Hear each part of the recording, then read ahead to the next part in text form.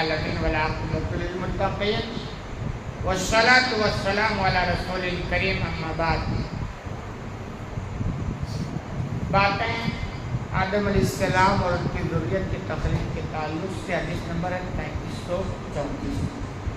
عن انس یرفع، انس رضی اللہ عنہ نبی کریم صلی اللہ علیہ وسلم سے روایت کرتے ہیں کہ اللہ کے رسول صلی اللہ علیہ وسلم نے ارشاد فرمایا ان اللہ یقول لأہون اہل النار عذابا، کہ اللہ رب العالمین جہنمیوں میں سے سب سے کم عذاب دیے جانے والے جہنمی سے سوال کرے گا۔ یعنی جب جہنمی لوگ جہنم میں چلے جائیں گے اس میں جس کو سب سے ہلکا عذاب ہوگا، کم عذاب ہوگا۔ جہنم میں بھی درجات ہیں، جیسے جنت میں درجات ہیں، جیسے اعمال نیکیاں ویسے اس کے حالات ہوں گے، تو ایسے جہنم میں بھی الگ الگ پوزیشن ہے۔ جیسے جس کا جرم ہوگا ویسے اس کو سزا ملے گی۔ اللہ کیا ظلم نہیں، انصاف ہے، جتنا جرم اتنی سزا۔ تو کوئی کم جرم کیا ہوگا اسی حساب سے اس کو کم سزا ملے گی، ہلکا عذاب ملے گا۔ تو جہنم میں جو سب سے کم عذاب جس کو دیا جائے گا اسے اللہ پوچھے گا لو ان لک ما فی الارض من شیء کنت تفتدی بہ قال نعم، کہ اگر تمہارے پاس دنیا میں کچھ ہوتا، یعنی جو کچھ ہوتا، اور اس کے بدلے اگر اس جہنم سے چھٹکارے کا تمہیں موقع ملے تو کیا ہوگا؟ یعنی آپشن اگر تمہیں ہو کہ بھئی یہ جہنم کے عذاب اور دنیا میں تمہاری پراپرٹی، اسے لے کر جہنم سے بچنا چاہو تو تمہارا کیا خیال ہے؟ قال نعم، وہ جہنمی کہے گا بالکل میں وہ سب دے دوں گا اور جہنم سے نجات حاصل کروں گا۔ یہ اللہ کی مہربانی ہے کہ اس نے ہمیں ایڈوانس سے ساری چیزیں بتائی کہ دنیا رنگین ہے، لبھانے والی چیزیں ہیں، شیطان پلس لگا ہوا ہے۔ آخرت برباد کر کے دنیا تمہیں بہت لبھایا جائے گا۔ تو جب قیامت جہنم میں اگر خدا نہ خواستہ چلے گی، اللہ کرے ہم میں سے کوئی نہ جائے، لیکن اگر کوئی گیا تو اس کے سامنے یہ سوال ہوگا تو فوراً کہے گا دنیا میں میرے جو کچھ ہے سب لے لو مگر جہنم سے ابھی چھوڑ دو، لیکن یہ آپشن ہوگا۔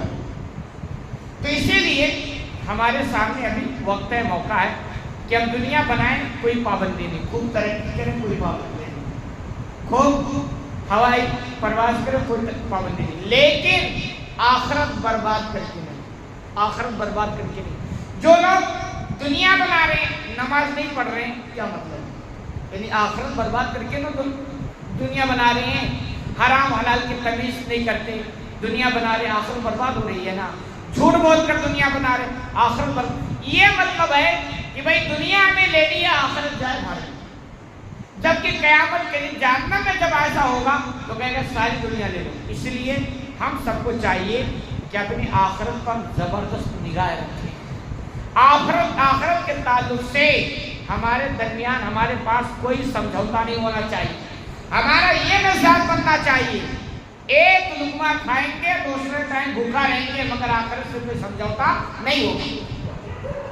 غریب رہ کے جی لیں گے مگر آخرت برباد نہیں ہونے دیں گے، مزدوری کر کے ہم جیئیں گے مگر آخرت برباد نہیں کریں گے۔ یہ ہمارا مزاج بننا چاہیے، اور ایسا بھی نہیں جو یہ طے کر لینا شرط ہے کہ وہ نکما نہ ہو، دیندار بنے کاہل نہ، ورنہ اکثر دیندار کاہل ہوتے پھر وہ دنیا نہیں بنا پاتے، پھر اللہ اس کے لیے دنیا میں بھی راستہ کھولتا ہے۔ ایسا نہیں کہ اس کو زندگی پر غریب بنا کے رکھتا ہے، شرط یہ ہے کہ وہ محنت کرنے والا ہو۔ تو ہمیں حقیقت میں یہ دنیا کیا چھوڑ دی، تو آخرت پر فوکس ہونی چاہیے، ہماری آخرت برباد نہ ہونی چاہیے، ورنہ یہ آپشن اگر ہمارے پاس آیا، سوال ہو گیا تو پھر ایک سوال ہی رہے گا، باقی وہ آپشن نہیں ہوا کہ ٹھیک ہے دنیا میں سب کچھ چھوڑ کر کے آئے ہو، ایسا ہے چلو ہمیں دے دو اور تمہیں جہنم سے مل جائے، ایسا ہوگا نہیں۔ تو وہ جاننے بھی کہے گا ہاں ہمیں منظور ہے، لیکن ہوگا نہیں۔ تعالیٰ فقط ساتھ ما ہوا آوان من هذا وانت فی صلب آدم، اللہ فرمائے گا کہ میں نے جب تم آدم کے پیٹ میں تھے، یعنی آدم کے پیٹھ میں تھے، یعنی ارواح عالم میں اللہ نے ہم سب نے سوال کیا تھا کہ یا لست بربکم، کیا میں تمہارا رب نہیں ہوں؟ تو سب نے اقرار کیا، ہمیں ہوش نہیں، لیکن اللہ نے ہمیں بتلایا نا، وہاں یاد ہوا کہ اللہ ہم صرف تیری بندگی کریں گے، تیرے سوا کسی کی بندگی نہیں کریں گے، شرک نہیں کریں گے۔ وعدہ اللہ سے ہو چکا ہے، ہمیں یاد نہیں لیکن اللہ ہمیں دنیا میں یاد کرا دیا انبیاء بھیج کر کے۔ تو اللہ وہی کہے گا کہ جب تم آدم کے پیٹھ میں تھے تو میں نے تم سے اس سے سستا سامان مانگا تھا، سستا وعدہ کیا تھا، کیا؟ اللہ تشرک بی، کہ تم میرے ساتھ کسی کو شریک نہیں ٹھہراؤ گے، میرے ساتھ کسی کو شریک نہیں ٹھہراؤ گے۔ فَأَبَيْتَ إِلَّا الشِّرْكَ، تو تم دنیا میں گئے تو شرک میں پڑ گئے، اور یہی ہو رہا ہے۔ انسانوں کی بڑی آبادی شرک کے دلدل میں ڈوبی ہوئی۔ مسلمان ایک قوم ہے جو شرک نہیں، یعنی جو کچھ تھوڑا بہت انہی کے پاس ہے، ورنہ مسلمانوں میں ایک بھاری طبقہ جو شرک کے دلدل میں ڈوبا ہوا ہے اور سمجھتا بھی نہیں ہے۔ وجہ کیا؟ جہالت۔ اسی لیے آپ دنیا میں جیو، خود بھی رشتہ قرآن سے جوڑ کے اور اپنے اولاد کو بھی قرآن سمجھا کے جاؤ، رشتہ جوڑ کے جاؤ، تو کہیں بھی وہ بندہ رہے گا، کیونکہ قرآن میں شرک کی تو اتنی وضاحت ہے کہ آپ پوچھو ہی مت۔ وہ بندہ کہیں بھی رہے گا شرک سے بچا رہے گا۔ آج دیکھتے نا اپنی جماعت اہل حدیثوں میں شرک کے تعلق سے بڑی مذمت ہے، بہت سخت یہ مسلک ہوتا، لیکن اسی مسلک کے بہت سارے افراد کو آپ دیکھو گے دین نہیں رہا، قرآن کی تعلیم نہیں رہا، جس ماحول میں گئے اسی ماحول کو وہ ڈل گئے اور ان کی زندگی کے اندر شرک بدعت اور گمراہی آ گئی۔ تو ہمیں اس کے تعلق سے بیدار رہنا چاہیے، فوکس سے ہو، دنیا بنائے، کوئی پابندی نہیں، لیکن آخرت کے تعلق سے کوئی سمجھوتا ہمارا نہیں ہونا چاہیے۔ یہ ہماری زندگی کامیاب زندگی ہے۔ آپ دنیا میں کتنی بھی ترقی کریں اور اگر آخرت برباد کریں تو حقیقت میں یہ ہوشیاری نہیں، یہ بھی ہوتی ہے۔